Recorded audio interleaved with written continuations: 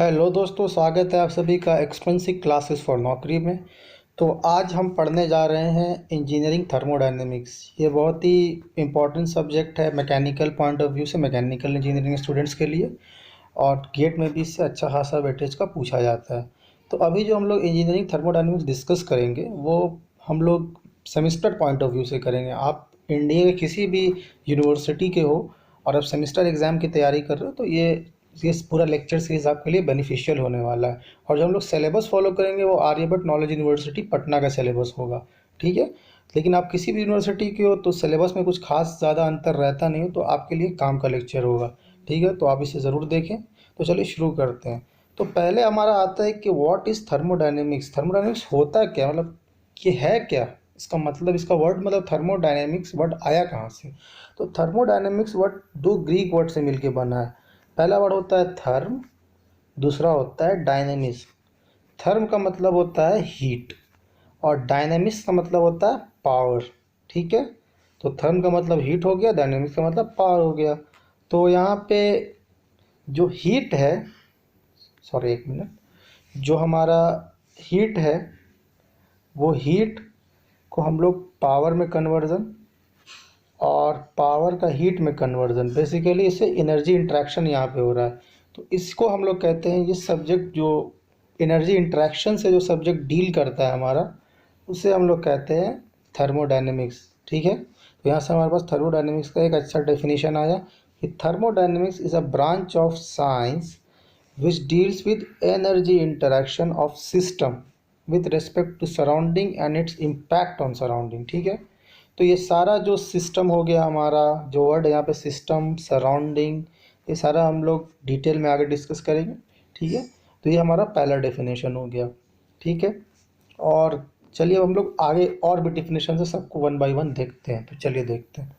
तो दूसरा डेफिनेशन यहाँ पे हमारा है, it is a branch of science which deals with energy. सही बात है, हमने वहाँ पे देखा कि एनर्जी इंट्रैक्शन हो रहा है। तो बेसिकली ये साइंस का वो ब्रांच है जो एनर्जी के साथ डील करता है, ठीक है। तो ये हमारा एक दूसरा डेफिनेशन हो गया, ठीक है। फिर ये वही रिपीट डेफिनेशन है जो आपने फर्स्ट डेफिनेशन देखा था कि it is a branch of science which deals with energy interactions of system with respect to surrounding and its impact on surrounding, ठीक है।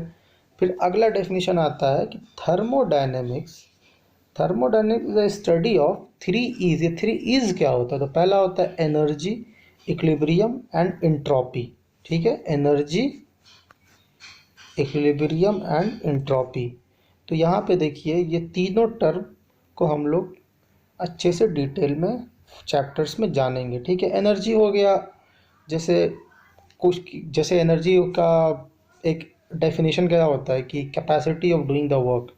तो एक आसान डेफिनेशन है, ऐसे बहुत कॉम्प्लेक्स टर्म होता है, तो इसे हम लोग आगे पढ़ेंगे। उसका इक्विलिब्रियम हो गया कि वो आपका सिस्टम है वो जो इक्विलिब्रियम में रहेगा, थर्मल, मैकेनिकल, केमिकल इक्विलिब्रियम सब हम लोग आगे देखेंगे।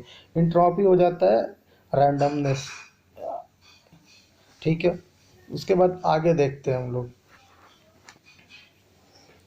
फिर अगला डेफिनेशन है, it is a branch of science in which we try to convert disorganized form of energy into organized form of energy। मतलब लो ग्रेड एनर्जी को हाई ग्रेड एनर्जी में, डिसऑर्गेनाइज्ड फॉर्म ऑफ एनर्जी को low grade energy बोला गया और organised form of energy को हम लोगों ने हाई ग्रेड एनर्जी बोला, ठीक है।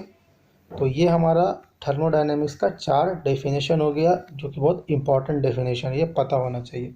तो चलिए अब हम लोग आगे बढ़ते हैं और थर्मोडायनेमिक्स का अगला जो फर्स्ट चैप्टर या फिर फर्स्ट यूनिट बोल सकते हैं उससे शुरू करते हैं कि बेसिक कंसेप्ट्स ऑफ थर्मोडायनेमिक्स, ठीक है।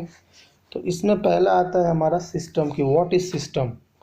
तो सिस्टम जो होता है, it is a part of universe which is taken into consideration is called system. मतलब कि हमारा यूनिवर्स है, ठीक है। हमारा पूरा समझिए कि एक यूनिवर्स है। यूनिवर्स का जो वो पार्ट, ठीक है, जिसको हमने समझा अपना मतलब इस पे हम लोग फोकस किए हुए हैं, ठीक है। ये हमारा आई हो गया, हम इस पे फोकस किए हुए हैं, मतलब एग्जांपल दे रहे हैं।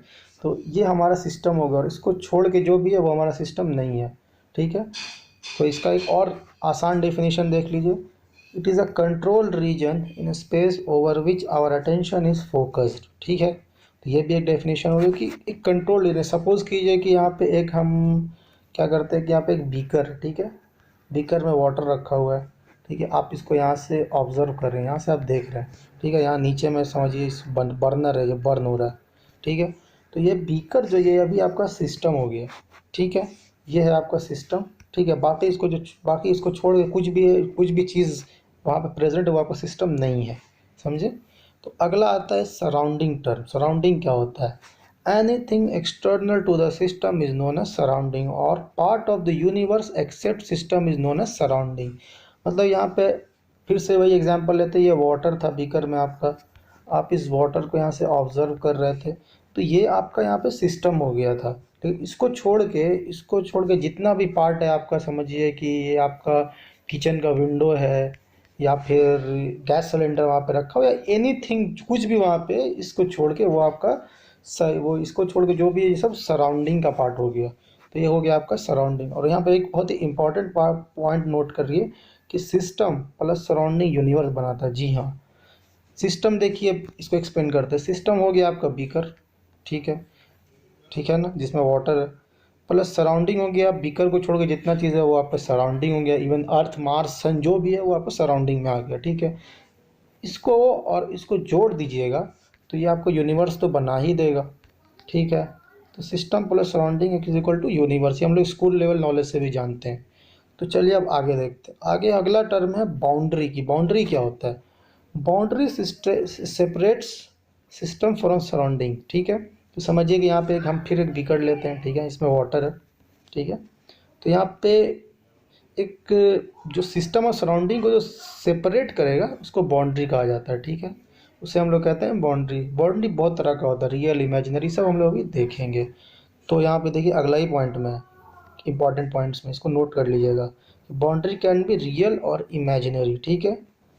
अगला पॉइंट है boundary, real boundaries are represented by continuous curves और लाइंस, ठीक है। इमेजिनरी बाउंड्रीज जो है, हमारा जो इमेजिनरी बाउंड्री होता है वो हम लोग रिप्रेजेंट करते हैं डॉटेड लाइंस या डॉटेड कर्व्स से, ठीक है। रियल बाउंड्री यहाँ पे देखिए तीन इंपॉर्टेंट पॉइंट है, सबको याद रखना है आपको। पहला क्या, बाउंड्री हमारा रियल और इमेजिनरी दोनों हो सकता है। बाउंड्री हमारा जो रियल बाउंड्री उसको हम लोग कंटिन्यूअस लाइन से दिखाते हैं, इमेजिनरी बाउंड्री को डॉटेड लाइन से या फिर हाँ डॉटेड लाइन से दिखाते हैं या डॉटेड कर्व से, जो बोलिए आप, ठीक है। चलिए अब आगे देखते हैं। आगे हमारा एक और पॉइंट है, बाउंड्री कैन बी फिक्स्ड और मूवेबल। बाउंड्री फिक्स भी हो सकता है, मूवेबल भी हो सकता है। फिर अगला पॉइंट है कि boundary should be considered of zero thickness. जी हाँ, जैसे हम लोग न्यूमेरिकल बनाएंगे या कुछ भी करेंगे तो वहाँ पे बाउंड्री को हम लोग ज़ीरो थिकनेस का मानेंगे, उसका कोई थिकनेस नहीं लेंगे, ठीक है, ताकि कैलकुलेशन में हमारे आसानी हो जाए, ठीक है। तो ये हमारा 5 इंपॉर्टेंट पॉइंट हो गया। अब एक एक करके सारा हम लोग बाउंड्री का एग्जाम्पल देखते हैं, इमेजिनरी रियल सब। तो अब इस बीकर में देखिए, इसमें वाटर रखा हुआ है, सॉरी इस बीकर में वाटर रखा हुआ है, ठीक है, ये हमारा सिस्टम हो गया, ठीक है। इस वाटर पूरा ये सिस्टम हुआ, इसको छोड़ के जितना चीज़ है वो हमारा सराउंडिंग हो गया। तो यहाँ पे देखिए, यहाँ पे जो ये इमेजिनरी लाइन आपको शो हो रहा है, ये वाला पोर्शन, ये अब इसका बाउंड्री हो गया, ठीक है। तो यहाँ पे इमेजिनरी बाउंड्री हो गया इसका, ठीक है, जो कि इसको सिस्टम, ये जो सिस्टम है और ये सराउंडिंग जो इसका पूरा है उससे इसको सेपरेट कर रहा है। फिर अब आप ये इस वाले एग्जांपल को देखिए, इसमें भी आपका वाटर रखा हुआ है, लेकिन यहाँ पे एक लिड लगा हुआ है, लिड, ठीक है ना, जो हम लोग ऊपर में बर्तन के ऊपर जो लगा रहता है उसको ढकने के लिए वो। तो ये आपका रियल बाउंड्री हो गया, ये वाटर आपका सिस्टम है, ये रियल बाउंड्री है। ये सिस्टम से आप सराउंडिंग और सिस्टम को अलग कर रहा है ये बाउंड्री, ठीक है। तो ये आपको समझ में आ गया। फिर अगला आता है मूवेबल बाउंड्री। तो मूवेबल बाउंड्री का सबसे अच्छा एग्जाम्पल है piston cylinder. Piston cylinder arrangement सबसे अच्छा एग्जाम्पल है, ठीक है। जैसे कि ये सिलेंडर है, ये पिस्टन है, ठीक है। तो यहाँ पे आप देखिए, तो ये पिस्टन जब नीचे आएगा, ठीक है, तो नीचे आएगा तो इतना एरिया होगा, ठीक है। अब ये अगर ये नीचे आया तो ये अगर समझिए कि आप एक मिनट की यहाँ तक समझिए आ गया, ठीक है। तो अब आपका ये रीजन, बस इतना जो रीजन है नीचे वाला छोटा सा, ये आपका हो गया सिस्टम। बाकी अब ये पूरा रीजन सराउंडिंग में चला जाएगा। वैसे अगर ये ऊपर चला गया पिस्टन, ठीक है, तो ये आपका फिर बाउंड्री आपका ऊपर शिफ्ट कर जाएगा। ये बेसिकली ये आपका बाउंड्री है, ये पिस्टन का ये पार्ट, ये ऊपर नीचे हो रहा है, ठीक है। तो ये मूवेबल बाउंड्री का एग्जांपल हो गया। फिर हमारा आता है ये नोज़ल को देखिए, ठीक है। नोज़ल एक मैकेनिकल डिवाइस है। नोज़ल क्या है? मैकेनिकल डिवाइस, ठीक है। तो यहाँ पे देखिए, यहाँ पे नोज़ल का ये पार्ट जो बाहरी पार्ट है, ठीक है, पूरा वो इसका हो गया हमारा रियल बाउंड्री, ठीक है, इसको हम लोग रियल मान लिए, ठीक है। फिर बाकी जो हम लोग अंदर का जो ये पार्ट है जो डॉट डॉट से दिखाया गया, ये वो पार्ट है जिस पे हम लोग फोकस किए हुए, मतलब ये इसका इमेजिनरी बाउंड्री मान लें, जो हमारा जो हम लोग कैलकुलेशन में जिसको जिस पे हम लोग फोकस करते हैं, ये आगे आपको पता चलेगा। तो ये इसका इमेजिनरी बाउंड्री हो गया। फिर आता है टाइप्स ऑफ सिस्टम। तो टाइप्स ऑफ सिस्टम में पहला है क्लोज सिस्टम, ठीक है। तो क्लोज सिस्टम होता है a system in which only energy interaction takes place is known as close system, ठीक है। इसका एग्जांपल वही है piston cylinder arrangement without valve, ठीक है। यहाँ ये एक देखिए, ये हो गया हमारा पिस्टन सिलेंडर अरेंजमेंट, ठीक है। ये है सिलेंडर, ठीक है। ये है हमारा पिस्टन, पिस्टन, ठीक है, ये हमारा पिस्टन है, ठीक है। यहाँ पे कोई वॉल्व हमारा लगा हुआ नहीं है, वॉल्व यहाँ पे नहीं है, पूरा क्लोज सिस्टम है, ठीक है। तो इसमें जो भी होगा, जो पिस्टन हमारा अप या अप जाएगा या डाउन जाएगा, तो सिर्फ एनर्जी इंटरेक्शन होगा यहाँ पे आपका कोई मास इंटरेक्शन नहीं होगा, ठीक है। तो इसको हम लोग कहते हैं क्लोज सिस्टम। अब चलिए आगे अगला सिस्टम देखते हैं। अगला होता है हमारा ओपन सिस्टम। इसका है definition, a system in which both energy and mass interaction takes place is known as open system. इसका एग्जांपल है piston cylinder arrangement with valve, ठीक है। तो यहाँ पे देखिए, यहाँ पे ये आपका पिस्टन सिलेंडर अरेंजमेंट है, ठीक है, पहले ही की तरह जैसे क्लोज सिस्टम में था। बट यहाँ पे क्या हो गया, यहाँ पे मैंने यहाँ पे दो वॉल्व लगा हुआ है, यहाँ ये छोटा छोटा जो दो है ना, ये दोनों वॉल्व है। तो अब ये पिस्टन सपोज कीजिए नीचे जाएगा, तो साथ में मास भी बाहर निकलेगा यहाँ से। देखिए इस वाले डायग्राम में देखिए, यहाँ से मास सिस्टम पहले पॉइंट 1 पे था, फिर पॉइंट 2 पे आया, तो यहाँ से मास भी बाहर निकलने लगा। तो मास और एनर्जी इंटरेक्शन यहाँ पे दोनों हो गया, तो ये हमारा हो गया ओपन सिस्टम। और यहाँ पे एक इंपॉर्टेंट नोट पॉइंट है कि all mechanical devices are treated as open system. Mechanical devices क्या हो गया, टरबाइन, नोजल, डिफ्यूज़र, ये सब मैकेनिकल डिवाइस के एग्जांपल है। तो उसके बाद आता है हमारा आइसोलेटेड सिस्टम। कि आइसोलेटेड सिस्टम क्या होता है। तो आइसोलेटेड सिस्टम है system in which neither energy interaction nor mass interaction takes place, जिसमें ना एनर्जी का इंटरेक्शन हो ना मास का इंटरेक्शन हो। इसका सबसे कॉमन एग्जांपल है थर्मोफ्लैक्स, थर्मस जिसको हम लोग बोलते हैं। इसमें चाय वाय गर्म करके रखते हैं, या फिर पानी ठंडा पानी गर्म करके ठंडा पानी सॉरी रखते हैं, तो वो बहुत देर तक ठंडा रहता है, या चाय बहुत देर तक गर्म रहती है। तो वो हो गया हमारा एग्जाम्पल, ठीक है। वो पूरा तो आइसोलेटेड नहीं होता, बट मान सकते हैं इसको आइसोलेटेड है, ठीक है। फिर अगला होता है हमारा यूनिवर्स, ठीक है। यूनिवर्स हमारा एक आइसोलेटेड सिस्टम का एग्जांपल है, क्योंकि देखिए यूनिवर्स जो है वो बना होता है सिस्टम और सराउंडिंग का। तो जब सिस्टम और सराउंडिंग आ ही गया, तो जो एनर्जी इंटरेक्शन हो रहा है वो सिस्टम और सराउंडिंग के बीच में ही हो रहा है। तो इस पूरे ये पूरा जो हमारा रीजन है सिस्टम पर सराउंडिंग का, इससे बाहर तो कोई एनर्जी जा नहीं रही है। तो ये हमारा आइसोलेटेड सिस्टम का एग्जांपल ये भी हो गया। टाइप्स ऑफ अप्रोच में देखा जाए तो पहला होता है हमारा माइक्रोस्कोपिक अप्रोच, ठीक है। मतलब हम लोग टाइप्स ऑफ अप्रोच बेसिकली इसलिए कि जैसे हम लोग को किसी भी समझिए पार्टी को एक ग्रुप ऑफ पार्टिकल है, या हाँ ग्रुप ऑफ पार्टिकल या मॉलिक्यूल्स है, उसका हम लोग स्टडी कर रहे हैं। तो उसको स्टडी करने के लिए कुछ अप्रोच चाहिए कि उसके हम लोग बिहेवियर को कैसे मेज़र कर सके, या उसके बिहेवियर कैसे पता लगाए। पहला होता है माइक्रोस्कोपिक अप्रोच। इसमें होता है in this type of approach individual molecule is taken into consideration, ठीक है। तो एक इंडिविजुअल कोई मॉलिक्यूल है हमारा समझिए, उसको हम लोग कंसिडरेशन में लेते हैं। तो उसके बाद इसमें क्या होता है कि कंसिडरेशन में लेने के बाद इसका एक इनिशियल पॉइंट है समझिए कि 1, और यहाँ से ये फाइनल पॉइंट 2 पे गया, ठीक है। तो हम लोग 1 और 2 में बस इसी पार्टिकल का मोशन को देखते हैं कि कैसा बिहेव कर रहा है 1 और 2 पॉइंट के बीच में, ठीक है। तो ये हमारा हो गया माइक्रोस्कोपिक अप्रोच, ठीक है। तो अब फिर अगला आता है हमारा मैक्रोस्कोपिक अप्रोच, ठीक है। इसमें होता है कि in this approach average behaviour are taken into consideration, ठीक है। In this approach average behaviour is taken into consideration. In thermodynamics, we are more focused on macroscopic approach. In thermodynamics, we are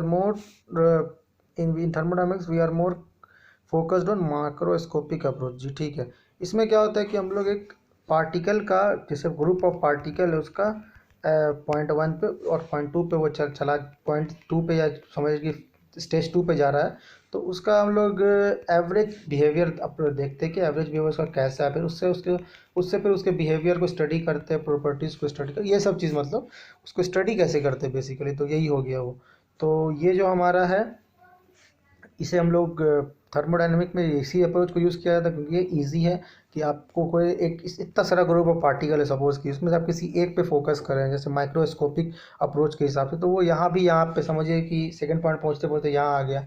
तो ये बहुत मुश्किल है ये चीज़, तो हम लोग एवरेज बिहेवियर देखते हैं, उसके हिसाब से फिर कैलकुलेशन करते हैं।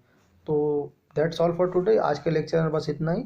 फिर आगे हम लोग और कुछ इंपॉर्टेंट कॉन्सेप्ट देखेंगे छोटे छोटे, उसके बाद हम लोग मेन कॉन्सेप्ट पे आएंगे, ठीक है, जो हम लोग के सेमेस्टर में पूछा जाता है। ये सब तो स्कूल लेवल की चीज़ें हैं, तो आगे हम लोग फिर उसको पढ़ेंगे।